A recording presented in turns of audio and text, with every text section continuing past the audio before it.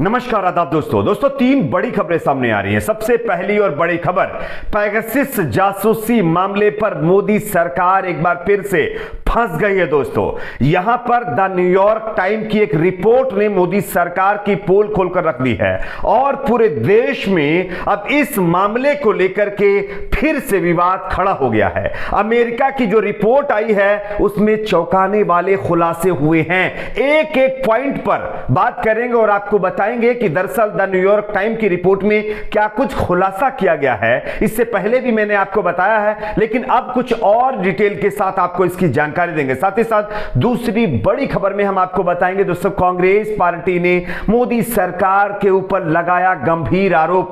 सैनिकों के नाम पर किस तरह से सियासत कर रही है बीजेपी, यह कहते हुए कांग्रेस पार्टी के दिग्गज नेता ने बड़ा बयान दिया है, वो भी हम आगे आपको सुनाएंगे। साथ ही साथ अगली बड़ी खबर में हम आपको बताएंगे दोस्तों, आजम खान के बेटे अब्दुल्ला आजम ने यूपी प्रशासन और वहां की पुलिस पर गंभीर आरोप लगा दिए हैं। उन्होंने अपनी जान का खतरा बताते हुए जो बयान दिया है वो सुन करके आप शॉक्ड हो जाएंगे। ये भी आगे आपको दिखाएंगे, बताएंगे। उससे पहले एक छोटी सी रिक्वेस्ट आपसे करेंगे, इस वीडियो को ज्यादा से ज्यादा शेयर करिए दोस्तों, ताकि ये खबरें दूसरे लोगों तक भी पहुंचे और उनको भी पता चले हमारे देश की सरकारें क्या कर रही हैं। और साथ ही साथ वीडियो को लाइक करिए, चैनल को सब्सक्राइब जरूर कर लीजिए, साथ में बेल आइकन होगा, घंटे का आइकन होगा, उसको जरूर प्रेस कर लीजिए। बात करते हैं पहली और बड़ी खबर की। पेगासस स्पाईवेयर यानी पेगासस जासूसी मामला अभी तक सुप्रीम कोर्ट में दर्जनों यानी कि याचिका इस मामले पर लगी हुई है और यह मामला अभी भी पेंडिंग है। लेकिन इस बीच दोस्तों द न्यूयॉर्क टाइम की एक रिपोर्ट आई है जिसमें बहुत बड़ा खुलासा हुआ है और इस खुलासे ने मोदी सरकार की नींद उड़ाकर रख दी है 5 राज्यों के विधानसभा चुनाव से पहले मैं पॉइंट बाय पॉइंट आपको बताता हूं कि दरअसल क्या कुछ इस रिपोर्ट में सामने आया है। सबसे पहले पेगासस जासूसी कांड में बीजेपी की मुश्किलें बढ़ गई हैं। द न्यूयॉर्क टाइम जो अमेरिका से यानी कि अखबार छपता है, यानी जो खबर आती है वो है द न्यूयॉर्क टाइम की रिपोर्ट में यह खुलासा हुआ है कि 2017 में एक भारी भरकम डील हुई थी जिसमें पेगासस भी शामिल था, यानी कि पेगासस स्पाईवेयर डील भी शामिल थी। यह डील जो है $2 अरब की थी और इसमें बताया जा रहा है कि कुछ मिसाइल सिस्टम का भी एक तरह से डील हुआ था। उसी के साथ ये $2 अरब की डील जिसमें पेगासस स्पाईवेयर भी यानी कि इंक्लूड था। इसी के साथ साथ बताया जा रहा है कि इस रिपोर्ट में यह भी बताया गया है कि किस तरह से इस स्पाईवेयर का यूज ग्लोबली किया जाता है। उसके बाद अगला पॉइंट है 2017 में जब पीएम मोदी इजराइल की यात्रा पर गए थे तभी ये $2 बिलियन की डील हुई थी। उसके बाद इस डील को अब तक ना भारत सरकार मानती है ना इजराइल की सरकार मानती थी, लेकिन अब जो द न्यूयॉर्क टाइम की ये रिपोर्ट सामने आई है इससे इस डील का जो पर्दा है वो हट गया है। इस डील बताया जा कि आईटी मंत्री अश्वनी वैष्णव ने संसद में भी इस डील को लेकर के बयान दिया था और सिरे से खारिज कर दिया था कि पेगासस स्पाईवेयर जैसी कोई डील ही नहीं हुई है। और अब इस डील में जो खुलासा हुआ है वो चौंकाने वाला है। दोस्तों मैं आपको बता दूं कि इस डील का फिर भी लिंक बताया जा रहा है। रिपोर्ट में कहा गया है कि इस यात्रा के कुछ महीनों के बाद ही उस समय इजरायली प्रधानमंत्री नेतन्याहू ने भारत की एक राजकीय यात्रा की और जून 2019 में संयुक्त राष्ट्र आर्थिक सामाजिक परिषद में इजराइल के समर्थन में मतदान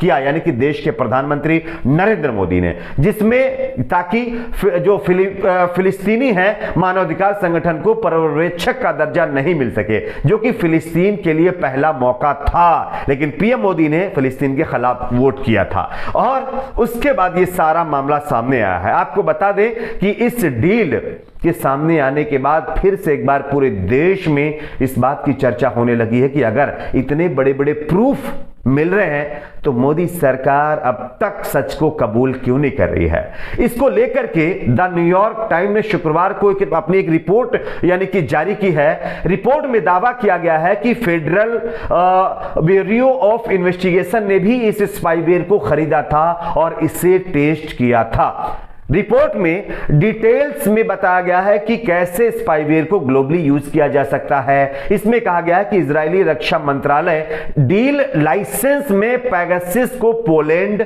हंगरी और भारत के अलावा दूसरे देशों को भी बेचा था।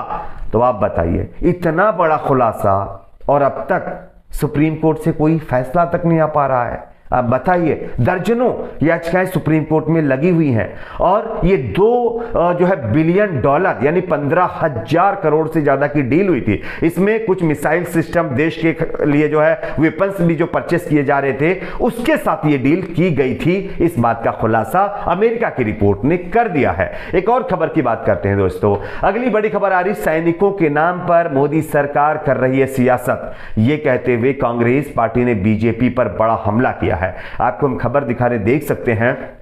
कांग्रेस के वरिष्ठ नेता और राजस्थान के पूर्व उप मुख्यमंत्री सचिन पायलट ने केंद्र सरकार पर सैनिकों के नाम पर राजनीति करने का आरोप लगाया है। शुक्रवार को पंजाब कांग्रेस भवन में पार्टी के मीडिया इंचार्ज पवन खेड़ा के साथ मौजूद सचिन पायलट ने सैनिकों के शौर्य के सम्मान में तैयार की गई बुकलेट शौर्य के नाम पर वोट सेना के हितों पर चोट रिलीज करते हुए यह बहुत बड़ा हमला मोदी सरकार के ऊपर किया है। इससे पहले जब 2019 में भी विधानसभा के लोकसभा के चुनाव चल रहे थे, तभी प्रधानमंत्री ने पीछे जो पुलवामा में हमारे जवान शहीद हुए थे, उनकी तस्वीर लगा करके लोगों से वोट मांगा था और अपने भाषण में जिक्र करते हुए लोगों को एक इमोशनल तरीके से अपनी तरफ अट्रैक्ट किया था। लेकिन अब इन तमाम मामलों को लेकर के कांग्रेस पार्टी ने मोदी सरकार के ऊपर ताबड़तोड़ हमले शुरू कर दिए हैं। एक और खबर की बात करते हैं दोस्तों, जो कि आ रही है आजम खान के बेटे अब्दुल्ला आजम की सुरक्षा को लेकर के।